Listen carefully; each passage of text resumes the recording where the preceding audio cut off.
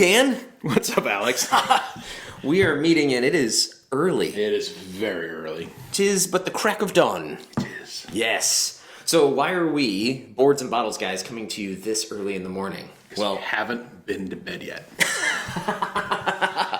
Well, if you don't know who we are, we're the Boards and Bottles guys. We love pairing amazing drinks with fabulous games. See if we can elevate them. But last year, we talked about our own ContagionCon that we host and how you can create and host your own con. ContagionCon? ContagionCon? What is this? This is an amazing thing.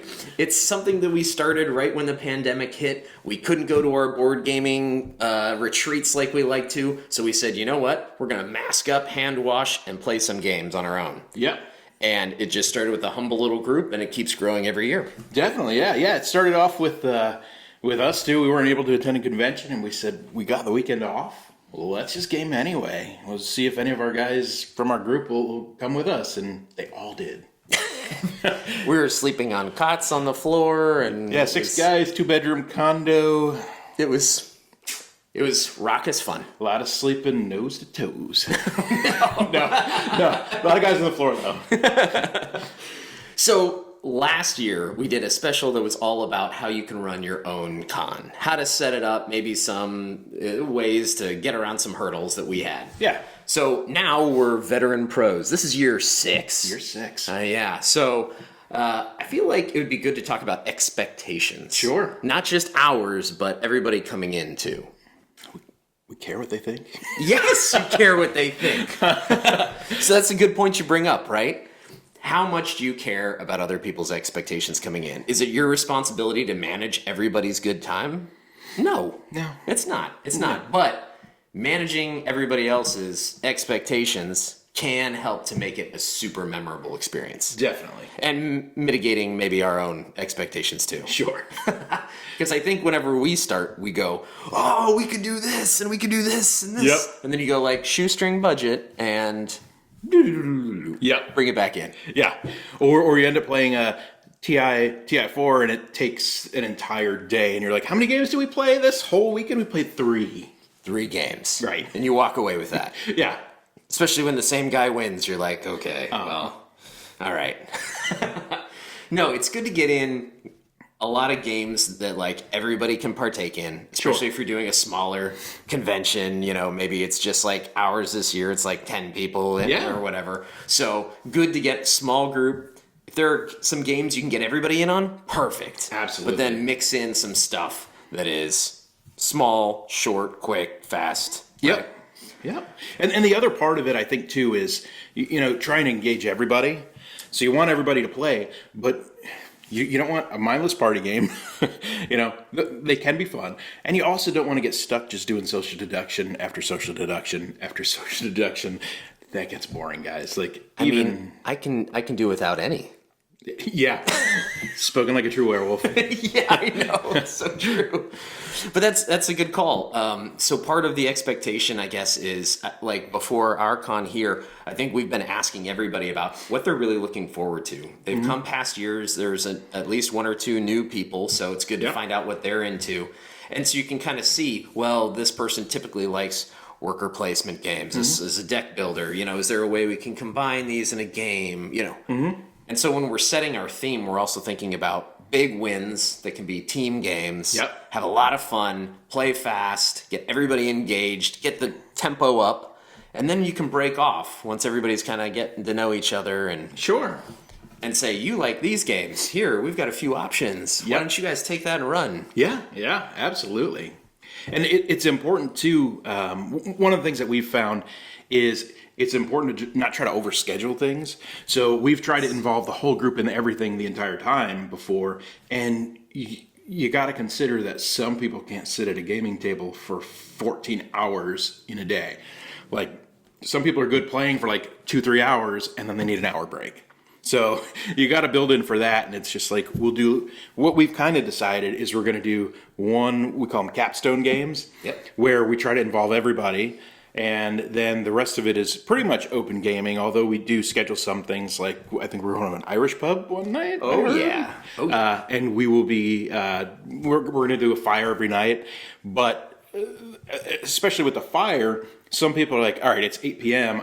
I'm going out by the fire and I'm going to drink beer. And some other people are like, I'm gaming for the next 4 hours. Like, I will see you in 4 hours. Yeah. So everybody's on their own schedule, and you got to build in for that because everybody has fun in their own way.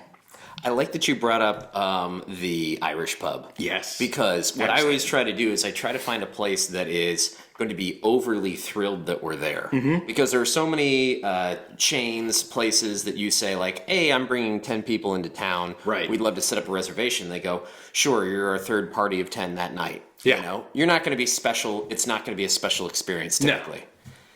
So I find the place that is over the moon. When I called the Irish pub and said we were bringing 10 people in for dinner and drinks, and they went, oh my gosh. I said, do we need a reservation? They said, oh my gosh, yes. And I will make sure I'm working that night. You know, they wanted to work to get the tips and all that. So it's going to be a fun experience. It will be. I can't wait to drink some Macallan 30 there. Yeah. He's saying that because it's on my tab. That's rude. You got to be a good friend, Dan. Shoestring budget. Setting expectations. Expectations. Not happening. Macallan 12, maybe. We'll talk. So that's another good point about what our expectations are. Sure. So it's great to try to fit in the expectations of others and say, hey, don't bring your 10 heavy. You can bring your 10 heavyweight games, but prioritize. But for us, it's important to have expectations. So, like, what are some of the things, I guess, that you're most excited about? So, oh man, some of the stuff I am most excited about definitely are capstone games. Yeah. Can't wait for those. We've done some work on them. We've been counting it down. We're like, all right, there are 6 more game nights until ContagionCon. Like, what do we have to like get in before we go so that everybody's not going in and being like, I played this like 2 or 3 years ago. I don't really remember how it works. So we're fresh of mind with the stuff that we want to play or teach. Capstone games, I don't know if we're talking about them now. Not yet. We'll talk about them later. There are going to be a couple good ones. We'll do a post recap. There will be. And there's some that we've messed around with a little bit to include everybody, and they're going to be special. It's going to be great. But then there's a couple games I just love. And one of the things that I've found with this is that sometimes a game maybe necessarily isn't on your radar, or you're like, I don't really care if I play this, or I've seen it, I don't really know much about it. But if somebody comes and they're enthusiastic and they're like, this is my favorite game, I love playing this, I would love to teach it to you. Like, that's infectious, and it can make a game that you don't care about or you don't necessarily like into a really, really cool experience. And you really bond with that person too. Heck yeah. So I like that. I'm bringing a couple games that I'm excited about this time. What do you got? So I've got Blood Rage, the full edition, all the expansions, neoprene. Love it. All the way up. And you know me, I like pairing whiskeys with it. It's a perfect time to enjoy, and it's just always going to be one of my number ones. Yep. And then I just got in the Kickstarter I did for Ready, Set, Bet. Ooh. Neoprene mat. Instead of using that giant one? Yes. Instead of using That's the gonna map, be fun. I'm going to be running that. Oh, cool. It's going to be so wonderful. I can't wait. That'll be a lot of fun. But again, like Dan was saying, you have to have that energy. If I don't come in, like a horse race caller, then it's if you're like, okay, next roll is going to be a 7. I expect some carny stuff. Oh, yeah. Yeah. Let me guess your age. Inside track on the right side. Horse less coming from behind. Oh, man. So there's a couple games that I brought that I'm excited for. I brought Arc Nova. Love Arc Nova. Yes. I got a new organizer for it that is I want to pull it out and show people. It's got like UV printed stuff all over it. It's really cool. You're just going to show super nerdy the unboxing of your game? Yeah, I'm going to be like, guys, look get at people's this. interest. So one of the other ones that I brought that I don't even know why I talked to you about this. So we love Glenmore. Yes. Awesome game. I got the Highlands expansion for it. So I've been looking at some of the new Chronicles, and there's one I really want to do. It's the Highland games. So like you get like when you put a farm out, all of a sudden you like can move your guys to farms, and they move up this track and they get better. Like they're doing like the farm work, and they're getting rugged, and so you've got the caber tosser and they're putting stones and throwing hay bales. Yeah. So I've like reviewed those rules like really in depth. I'm ready for that. And the other two I've like really worked on are the ones that shall not be named right now. Oh, I know. You've done so much work with those. I cannot wait. It's going to be fun. Oh my gosh. Yeah. And the theme. We can't wait to talk about the theme. Oh, yeah. So pay attention to the next episode. It's going to be the recap. The recap of the con is always a good one. Yeah. We've got some other stuff, like other exciting stuff. we ask a lot of people. Are you interested in making a meal or sponsoring a meal? I think we've got all of our meals covered at this point. I've got a really cool thing on deck. I like cooking for people, so I've got some food ready to go. Oh, it's going to be fun. So great. Yeah, a couple surprises in there. The other big thing about expectations that I think of in my brain is like, what one game would you miss out on? I like finding that out from everybody. Like if you like having everybody come in with the thought of a game that they really want to play, because I think that is true. Like you said, oh, I'm so excited to show off my Arc Nova. I'm super excited for Ready, Set, Bet. Yep. Those are not capstone games for us. Right. So we have to work those in. And it's almost like, I don't know if you feel this way, but when I go to a convention, a lot of times I got a game in mind. Oh, yeah. But if I don't hit that game by like day 2, I'm already getting antsy. Oh, yeah. It's like, Yeah, why do I do this to myself? But Yep. it's like, I can't relax because I'm like, when am I going to fit this in? I need to get a group to play this with me. Yes. I've asked 3 people, and I don't think anybody's in yet. 100%. Yeah.